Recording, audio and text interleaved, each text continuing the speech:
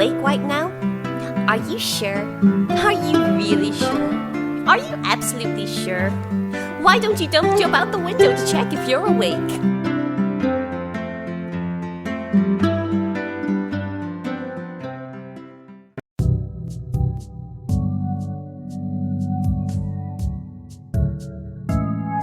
Hello, this is Angel of the Night on channel 69. Sexy talk for sexy people. Now, we've opened our lines for all your sexy stories. Oh, it looks like we got someone on line 69. They're all line 69. Don't mind him, that's just the producer. Go ahead, caller. Hi, is this line 69? Oh, it is, sweetie. Ooh, well, I've got this story for you. I've got this man. He's so into radio, and this is the thing that I do. I pull out the old record player and slip out of the cover a piece of vinyl. Vintage vinyl. Oh. And I drop that needle, and it spins around those curves, and he goes wild. Oh, he must. And I stop it just at minute 69. Oh, expanding the pleasure. I love it, darling. I love it.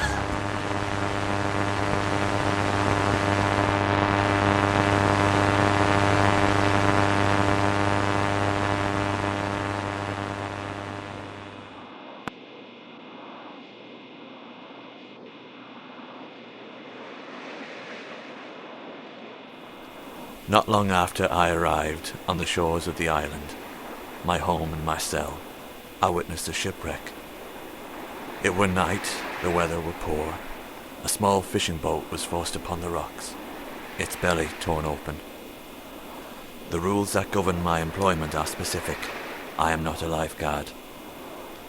The light I maintain is so important, I may take no action that endangers my life to save another. Even so, I ran the downward spiral for this tower faster than I knew I could. I tossed the life ring to the drowning fisherman, and amid the spray I did my best to haul him in. Sleet and waves battered my eyes shut. The rocks were slippery, and the currents that pulled on the fishermen threatened to drag me with them. Somehow my footing was sure, but not so the grip of the 3 of the 4 fishermen. They lost hold of the rope and were swept out to sea, but one remained who caught hold of the life ring, my arms burning with exertion, the rope cutting the meat of my hands. I pulled with all the strength I could muster. The last fisherman stumbled onto shore. He was as weak and as tired as I was, stumbling even after leaving the water. I ran to him to lend him what fragile support I could, and we leaned on one another until we were inside the lighthouse.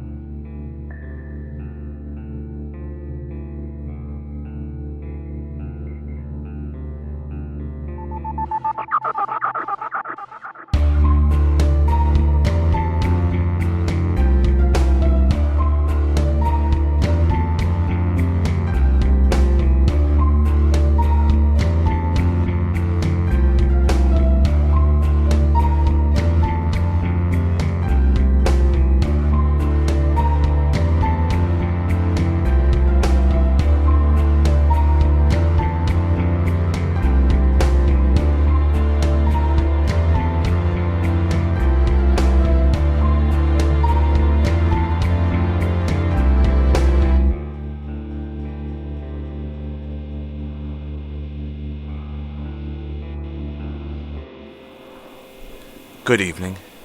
You are listening to the Switchboard, connecting all points in humanity's ongoing voyage into the unknown. I am the host, and it is 17 years since the beginning of the end. In the past 17 years, there has been a steady increase in global supernatural activity. In the past 3 years, there has been a steady increase in the activity of serial killers worldwide. Long dormant creatures have reared their heads again, for the first time in centuries. Entities we have never imagined have surfaced and melded as if they've always been there. Those who would defend us, always few in number, are falling faster and harder than ever before. The number of us who know these things grow every day. This is the slow unraveling. There is nothing that can be done about it. The world we know is coming to an end. Whether the new world will be better, I cannot say. Humanity will survive. I don't know if I want that, but I believe it. We are too stubborn to let a changing world destroy us. As times grow harsher, we will grow more resilient to destruction. We will grow and change as we need, forever clinging to life by defiant fingernails.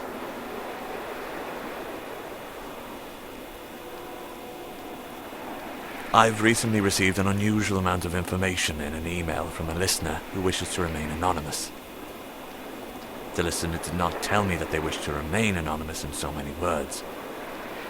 I'm presuming this as the email was sent from a disposable email account. Whoever you are, thank you. The information you sent seems incredibly valuable. The larger part of this, which I have yet to fully read, seems to be an account of a fishing ship pursued by the Black Freighter. The rest is related to the SMS Fafnir and could explain the origin of the Black Freighter. In 1917, under the orders of Wilhelm II, a Prussian naval vessel was built in the Wilhelmsian Imperial Shipyard. The ship was perfectly ordinary in both design and the materials used to construct it. A Dreadnought-class battleship, with large gun emplacements on both the fore and the aft. Due to favourable weather and a spate of good luck preventing the usual inevitable delays of such a massive undertaking, construction was finished slightly ahead of schedule. There were no accidents during the construction, no crew were killed or even injured. There is nothing in the construction of the HMS Fafnir to suggest that it is connected with the Black Freighter, except the fact that the SMS Fafnir disappeared entirely shortly after construction was completed. The ship hadn't yet been removed from the dry dock, so it was impossible for someone to have simply hijacked the vessel and sailed it away unnoticed. Such an operation would have required flooding the dry dock and opening the gates. Operations that would take far too long and make far too much noise to be accomplished covertly. In any case, when the SMS Fafnir's disappearance was discovered, the dry dock was still dry and the gate still closed. The Prussian Navy and Imperial German Navy spent months searching for the vessel, but no trace of it could be found. There have been no signs of forced entry at the dockyard, and none of the construction crew or staff have been reported missing. According to all appearance, the SMS Fafnir had not been stolen. It had simply vanished. Oh, this is getting ridiculous now. That's 2 times busted machine.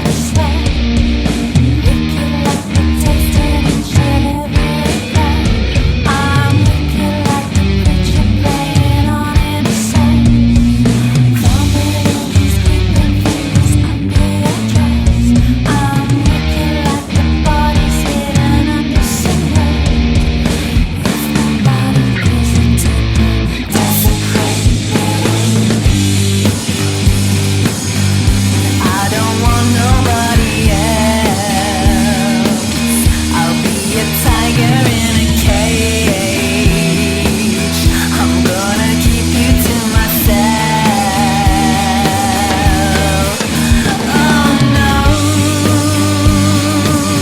no, I don't want nobody else.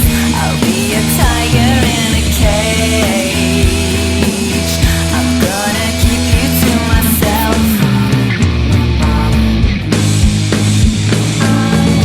Like the serpent coming out of the tree, whispering your ear until you wake up and breathe. Wicked like the things I say that I don't mean. Wicked girl, I know the devil's looking. So wicked that you wake up screaming out my name. Take away your purity and leave you ashamed. You know I'll leave you when I've nothing to gain. Baby, oh my body is a temple, desecrate me now. No, I don't want nobody else. I'll be a tiger in a cage. I'm gonna keep you to myself. Oh no, no, I don't want nobody else. I'll be a tiger in a cage. I'm gonna keep you to myself.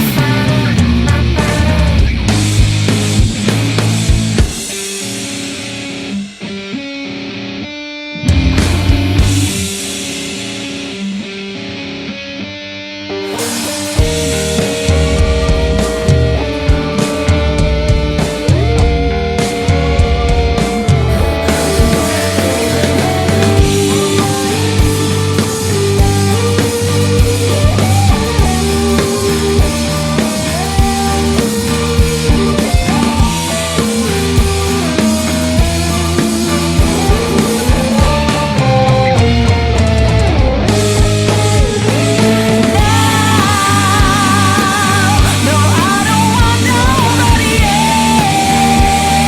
else. I'll be a tiger in a cage. I'm gonna keep you to myself. Oh no, no, I don't want nobody else. I'll be a tiger in a cage. I'm gonna keep you to myself.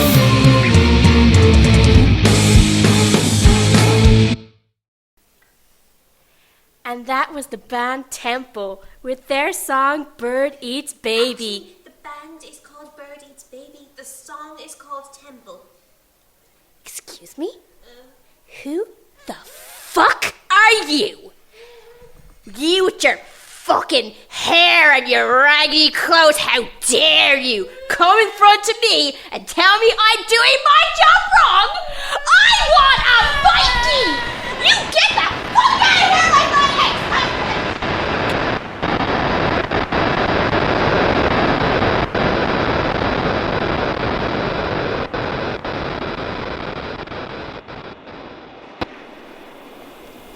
I apologize, listeners, for that outburst, and I apologize that once again the signal was lost.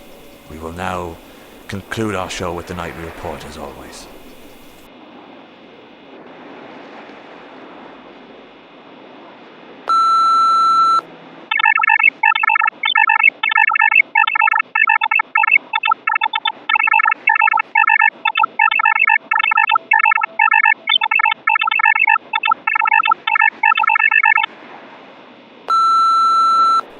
I see him in my room. He says he's my dad.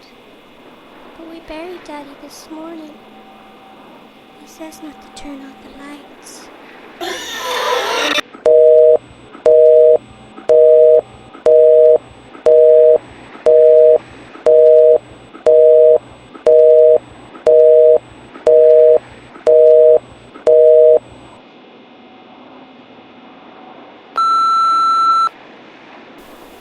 Another missing child has been found. This time young Kevin Mayhew from Yorkshire, England, was discovered on the bank of the Canal Saint Martin in Paris.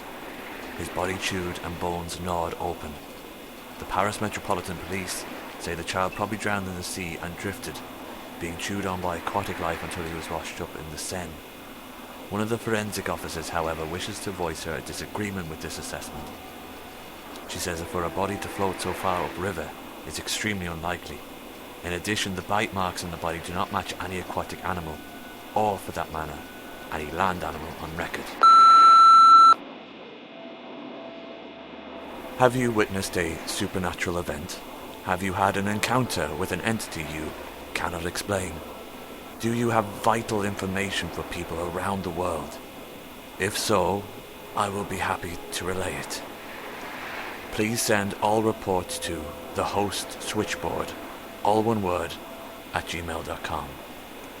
For now, this is the host, reminding you never go at night, never go alone, and always go armed.